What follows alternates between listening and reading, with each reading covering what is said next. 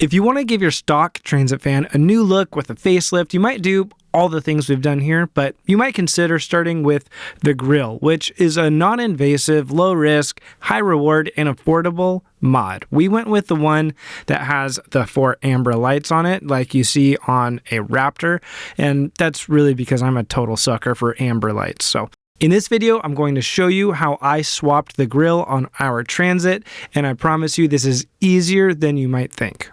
I'm Dylan. Welcome to DIY Overdrive. First, I want to give a big thank you to YCarPart, which is a company that sells all kinds of grills for different vehicles.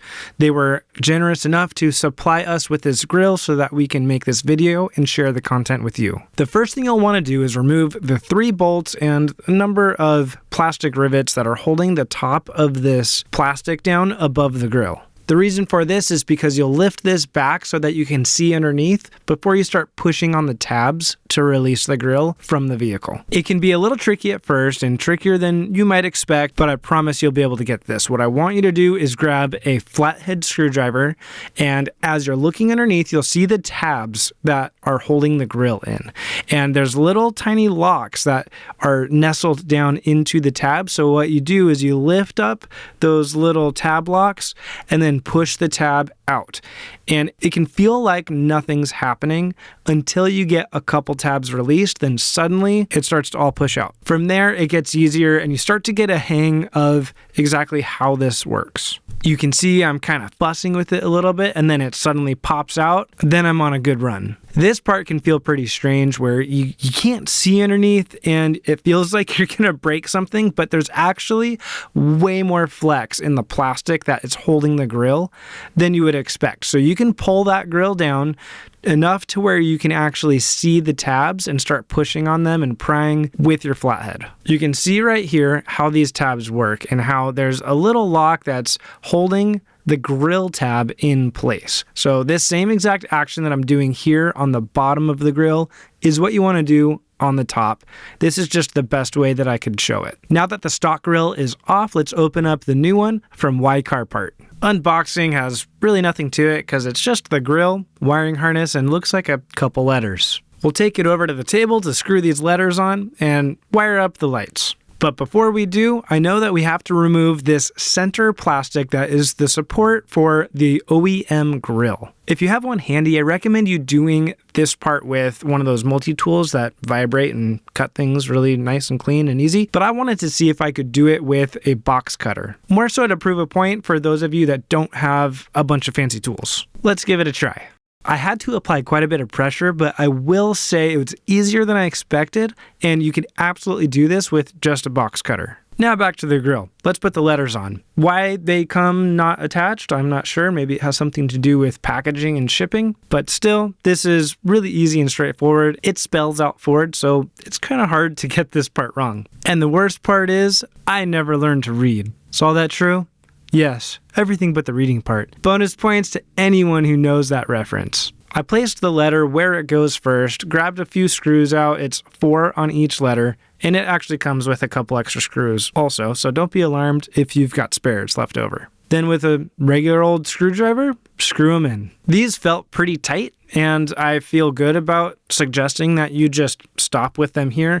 I put some polyurethane across the top of it, which is unnecessary, but with it pushed into the head of the screw and then smeared across the plastic, it kind of is just a little extra insurance that they won't eventually spin out. And I know that I could always scrape it off as needed later. But this isn't exactly a recommendation, it's just something I decided to do, kind of because I just had this polyurethane already open from doing something else on the van. Hooking up the lights to the wire harness is also very easy and straightforward.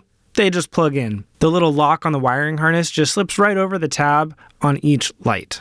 Now let's find a place where the wire can run from the grill area to the fuse box. Looking from underneath, it looks like some of this foam has deteriorated over time and left a perfect hole for us to come up and through. Then there's another hole that goes right back down into the engine compartment. So now let's get the grill started as we also start running the wire, at least through the first hole. Then tie up all the wires with zip ties. At this point, I noticed that a few of the screws holding the lights on were not screwed in all the way, so I grabbed my screwdriver and they were interestingly tight. And so I didn't want to force them. I didn't want to strip out any plastic. And the lights actually felt pretty sturdy. So I got them most of the way in, but felt like they didn't actually have to go much further.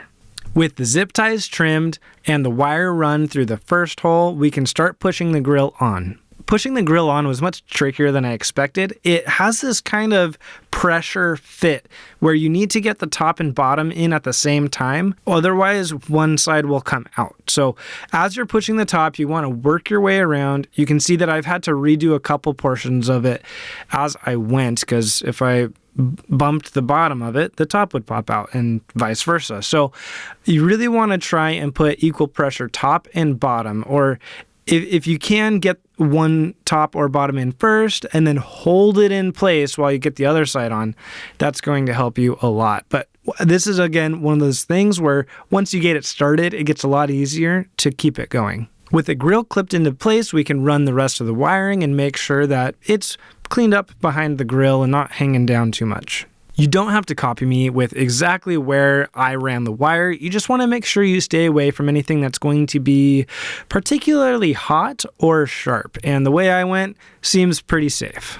I already know that I'm going to power these lights with a fuse tap in the fuse box, but we need to find a good grounding spot before I do that. So what I do is grab my voltmeter, I touch the positive side on the battery jump spot, which is under that little red cover, and then I touch the negative on all kinds of bolts to see which one is going to give me 12 volts. The bolt holding the reservoir in on the right side looks like it is a perfect candidate. It's close to the fuse box, won't need to extend the wire at all, and it's a perfect ground. These crimp connectors that you see me using here are something that I always keep a lot of around, not only because they're affordable on Amazon, but because when you buy them on Amazon, you get a lot of them. I like these ones specifically because they are not only heat shrink, but they've got an extra layer of goo that melts and really seals around the wire. When you go to do the heat shrink, if you've got a heat gun, that's a bonus, but you can honestly use a lighter with an open flame if you're careful. At this point, I'm also going to shamelessly plug my Amazon affiliate link, which is in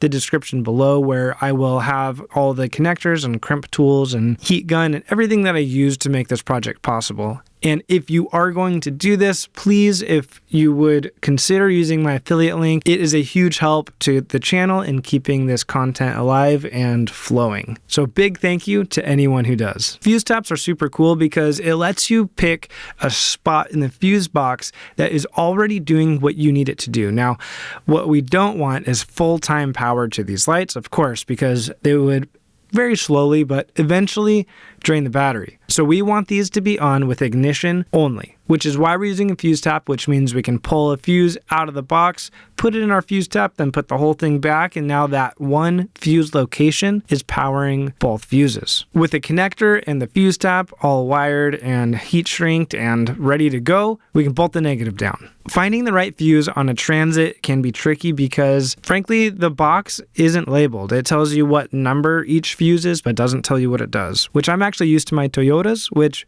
actually tells you which each one does on the box lid. So I use this super cool website called Start My Car, which gives you radical and detailed fuse box diagrams in 3D. They're interactive. You can click on each fuse so you can see what each one does. Now, I thought that this little 3-amp fuse was going to be the right one because on the diagram it says radio on it. I'm pretty sure it says radio. Anyway, it didn't work. Don't copy me right now. So then it was on to the search for another fuse. So when I tested and the lights didn't come on, what I ended up doing, instead of looking back at the fuse box diagram online, I just grabbed my multimeter because it looks like there's some powered fuse locations that are for diesel versions of the vehicle that are unused on the gasoline version. So I found one that is powered only when the ignition is on, and this is one of the diesel specific fuse spots. So even if you do have a fuse right here, you can use the fuse tap to maintain your factory fuse,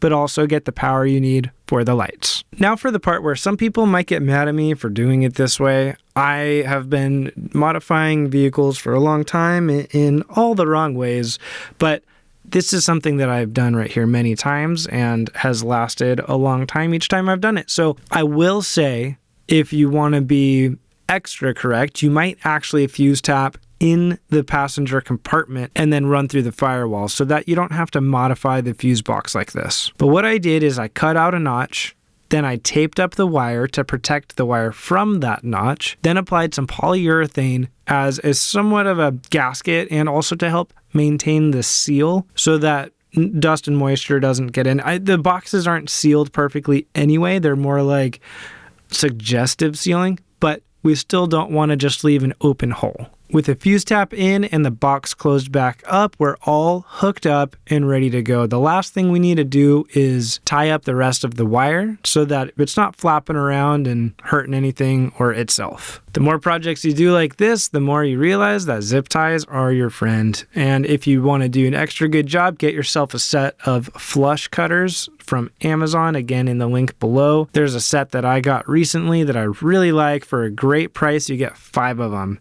Compare that to my buddy Chad from Schreiber Automotive, who does incredible work, but he's got the Snap-on ones that were like $80, which I guess it's a lifetime warranty, but I'm perfectly fine ordering a set of 5 for $10 or less. Now you can put all the plastic rivets back in, assuming you didn't lose or break any of them, and thread in the 3 bolts. With that, you can close the hood and enjoy your new look because these grills do so much to the front of a vehicle. It's amazing. I'm not a big fan of chrome myself, so even extra bonus for me that this new one is matte black. It just is so cool. Here's a little before and after. See, before, after. Way cooler. Again, please look in the description below for links to the parts of everything I used. If you like the way this van is looking so far, a month ago, this thing was bone stock, so take a look at the playlist also linked below so you can see the entire journey of this build. Please, if you have any questions at all, let me know in the comments below. I'm always happy to answer. If you would consider liking and subscribing so you can continue to follow along the project and also other things that I'm doing, that would be amazing. Thank you all so much for watching. I'll see you on the next one.